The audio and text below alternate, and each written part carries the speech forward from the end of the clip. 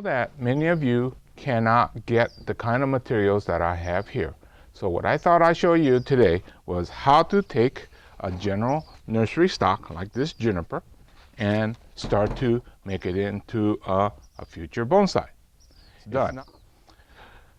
It's one thing to tell you the process, but each plant material is going to be different. So we're going to have to adapt.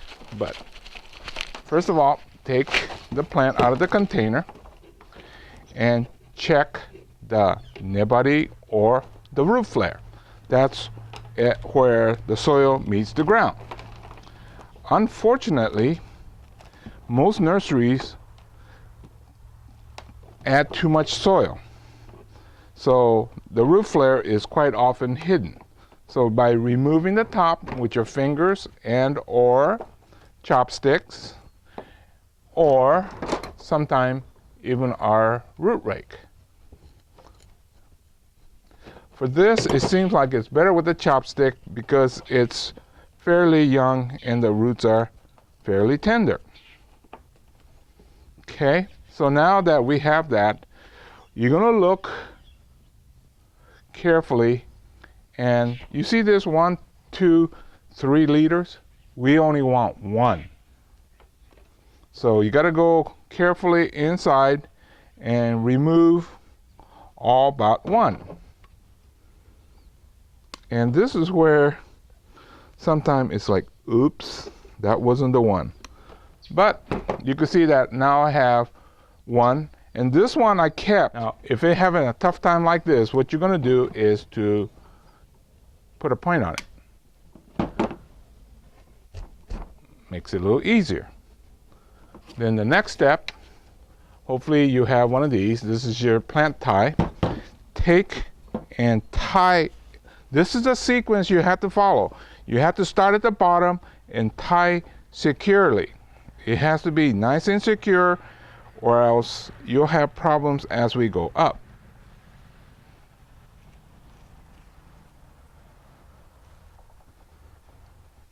Okay, then cut off the excess.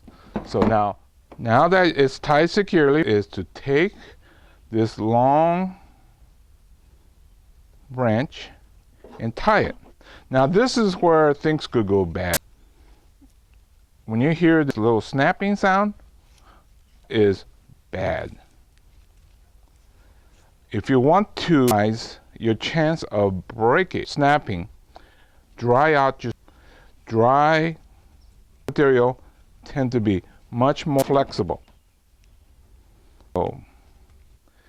So it's skill, timing, but a lot has to do with luck. So now remainder and tie it again.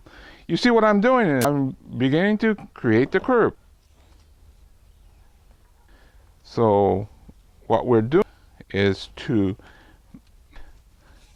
framework for informal upright tree. Trying to make a formal is difficult because now you have to take that and straighten it out completely, and definitely by the time you try that, it will have snapped unless you're very, very fortunate. So tie up here. You notice how the curves get less as we go to the top.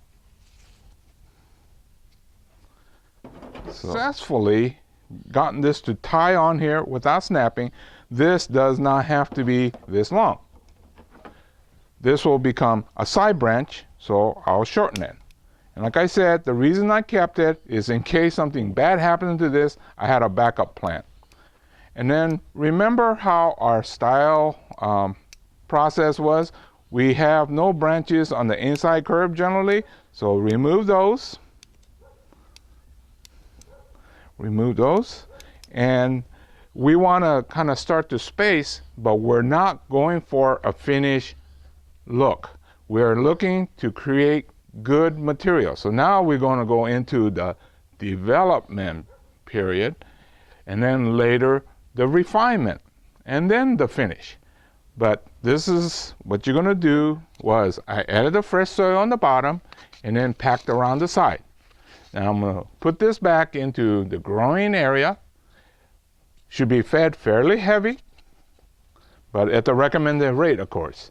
Then let this grow, trim again, let it grow. My root flare exposed.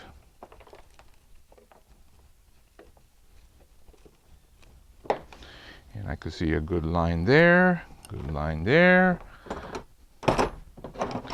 and removal of the excess.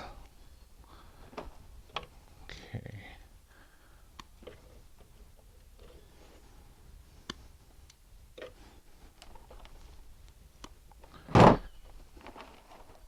Here we go. So this is the main line that I want to work. This is my backup in case of something bad. Taking my stick, pointing firmly. We'll always start from the bottom and work our way up.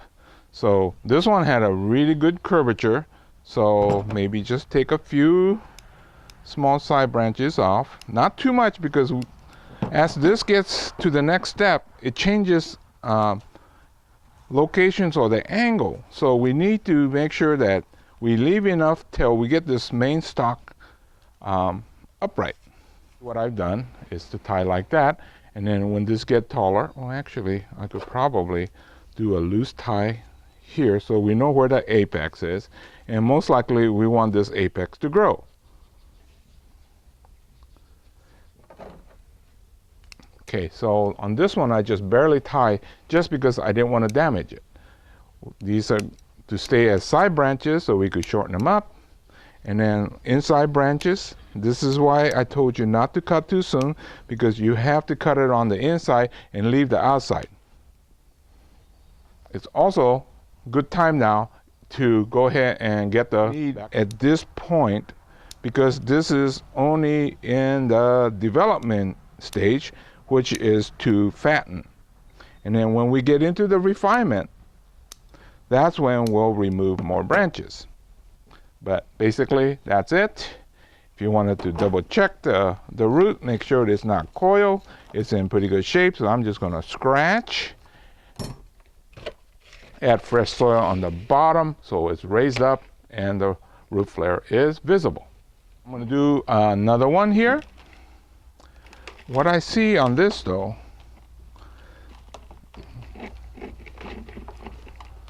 right in here, because they added soil on top, it looks like there was a branch that was at the lower part that grew. Now have formed a new root. And then there's a little bit of green, little bit of root. I'm gonna put this into a small container. That should work. There was another piece that's bigger. It has more roots. I'm gonna get rid of these because they're gonna be buried if I don't remove it. Okay, but this root system will not support this much green. So what I'm gonna do is to cut and thin.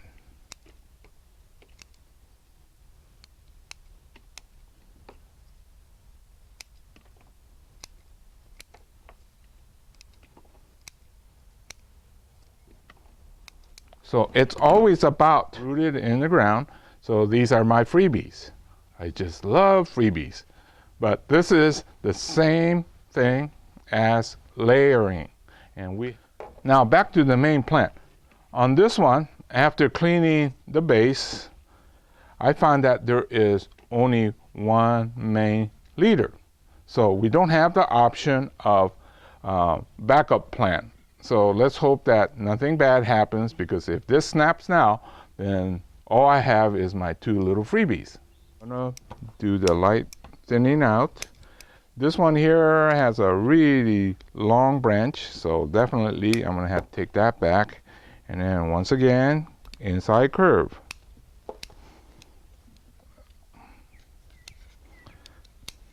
I tend to leave more of the lower branches. Most of these should not be there, but it's good to keep it so that it helps to fatten that area. I think that's another subject we covered before. So this one, it turns out, it's going to be softer curve. It doesn't have that extreme, but like I said, it's very difficult to make a formal upright with absolute.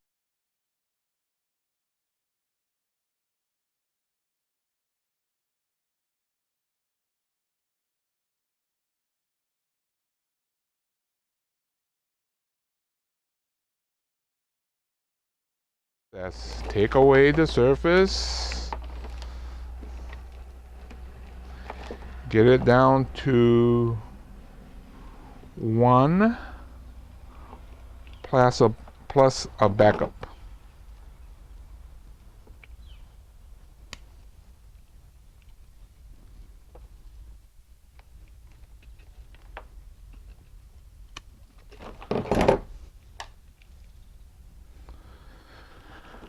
Okay, it's the best branch, being the longest. It's in a weird location. It goes down this way, and there's one on top. Now, I could remove this and try to bring it up, but location and least likely damage is this smaller one here. So I could go and take the chance, take these off and come up and end up snapping it because of the weird location. I think I'm going to be safer taking this one and go like that, because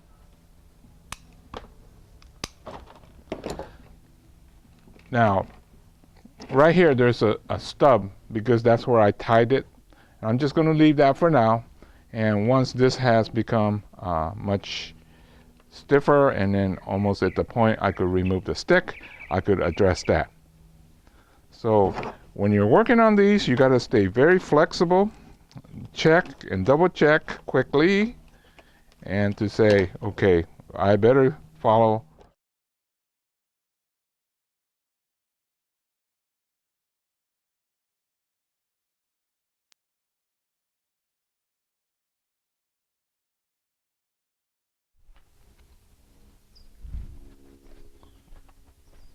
So I think one of the points that I want to make is, if you want to do good bonsai, you have to do a number of them.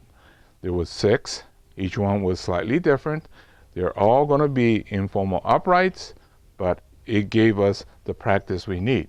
So do this over and over again. So when you're out buying, get multiples of a single species, because it takes more than 1 or 2 to become proficient.